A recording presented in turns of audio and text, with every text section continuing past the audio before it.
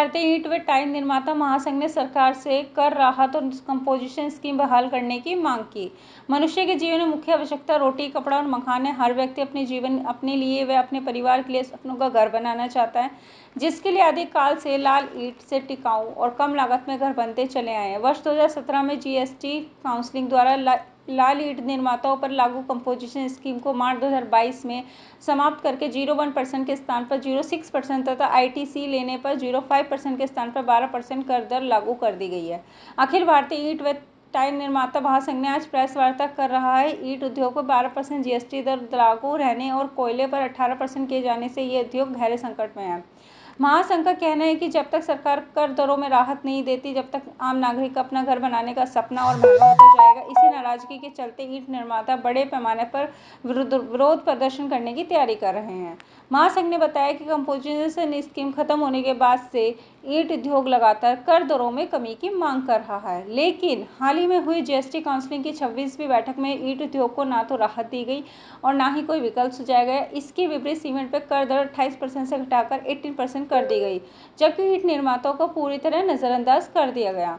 महासंघ के राष्ट्रीय महामंत्री श्री मुरारी कुमार मन्नू ने कहा, ईंट भट्टा एक ग्रामीण मौसमी उद्योग है जिसमें हर साल करीब 3 करोड़ से अधिक लोग रोजगार पाते हैं। उन्होंने कहा कि सरकार की अपेक्षा और गलत कर नीतियों से ये उद्योग बंद होने की कगार पर है। यदि कर दरों में तुरंत सुधार नहीं हुआ तो लाखों लोगों के रोजगार और आम जन नागरिक का अपना घर बनाने का सपना दोनों प्रभावित होंगे।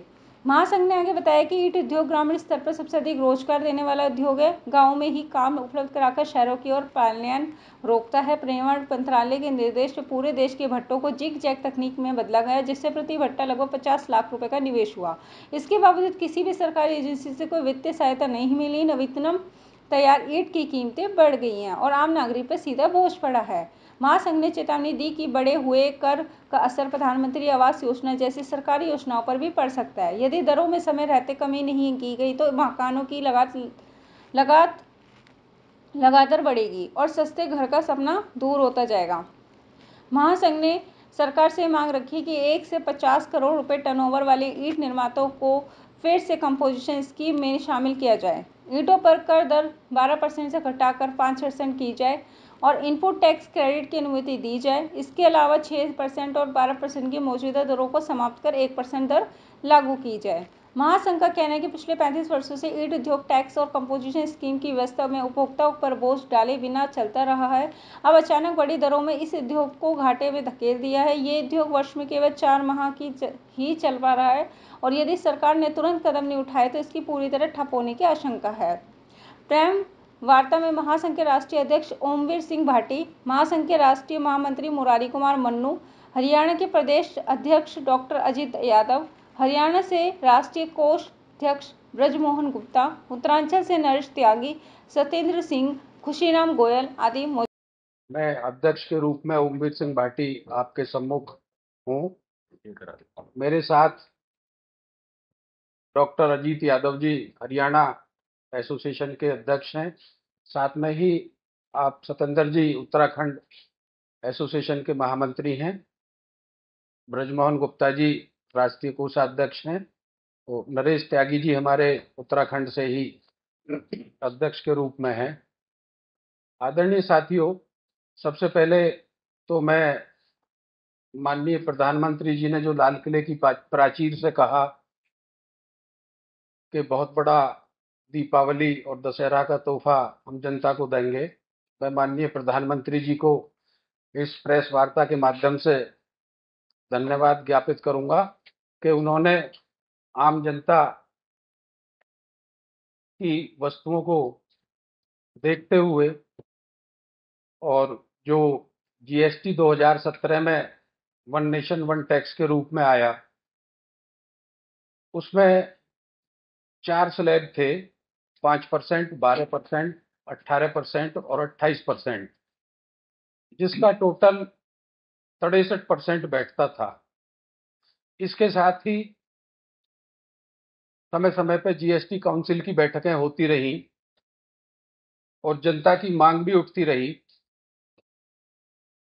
तो 1 करोड़ शुरुआत में कंपोजिशन स्कीम थी, जिसको बढ़ा करके 1.5 करोड़ किया गया और उस 1.5 करोड़ की टर्नओवर में मेरा ये मानना है कि देश का कम से कम 40-50% जो व्यापार करता है वो उससे कवर हो जाता है, और 40 लाख रुपए थर्स्ट लिमिट रखी गई कि जिसकी 40 लाख टर्नओवर है उसको जीएसटी की रिटर्न फाइल करना आवश्यक नहीं। आदरणीय साथियों, जैसा कि आपको पूरी जानकारी है और माननीय प्रधानमंत्री मंत्री जी द्वारा नारा भी दिया गया है, रोटी कपड़ा और मकान, और ये तीनों ही चीजें हमारी मूलभूत आवश्यकता की चीजें हैं। मैंने जैसा कि बताया कि पूरे देश में लगभग 1.5 लाख ईंट भट्टे हैं और 3-4 करोड़ लोगों को रोजगार देने वाला ये रोजगार परक कुटीर उद्योग है जो देश की सभ्यता और संस्कृति से जुड़ा हुआ है। जो जीएसटी आया वो वन नेशन वन टैक्स के रूप में, और उसमें जो एमएसएमई सेक्टर के उद्योग हैं उन्हीं के साथ और व्यापारियों के साथ 1.5 करोड़ की कंपोजिशन स्कीम में ईंट भट्टे को रखा हुआ था।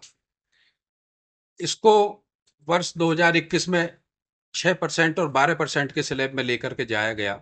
हमारी मांग लगातार ये रही है कि पूर्ववत वाला स्लैब हम पे लागू हो, और वर्तमान में ये अब और हो गया है नया कि जो 50% लागत ईंट बनाने में कोयले पे आती थी उसको 5% से 18% के स्लैब में ले जाया गया है। तो मेरा अपना ये मानना है कि इससे ईंट की लागत बढ़ेगी और रोटी कपड़ा और मकान का जो नारा है वो उसमें पूरी तरह से जो सस्ता की बात आ रही है वो पूरी तरह से लागू नहीं हो पाएगी। आपने कोई गवर्नमेंट को अपना स्लैब तैयार करके दिया है? हमने बात हुई जो हमारी सरकार से वार्ता हुई उनमें हमने अपने सजेशंस भी उन्होंने मांगे, हमने सजेशंस भी दिए। जैसा कि मैंने कहा कि मेरा भट्टा मालिक पूर्व में भी टैक्स देता रहा है, आगे भी टैक्स देने के लिए तैयार है, लेकिन जहां डिस्क्रिमिनेशन की बात आती है कि आपने एक ईंट निर्माता जो आवश्यक वस्तु है रोटी कपड़ा और मकान सबसे पहली, उसको आपने एक अलग स्पेशल कंपोजिशन स्कीम में डाल दिया है।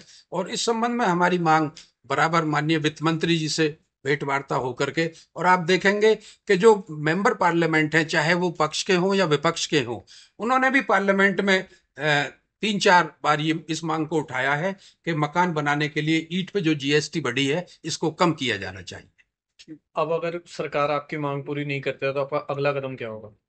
जैसे मैंने कहा कि पहले ये उद्योग मंदी के दौर से गुजर रहा था और आज ये बंदी की तरफ जा रहा है, तो एक हमारी कहावत है कि मरता क्या नहीं करता, ये आगे हमारी फेडरेशन है वो इस पे विचार करेंगे, और यदि इसी हालात में रहे तो संभव है कि हमें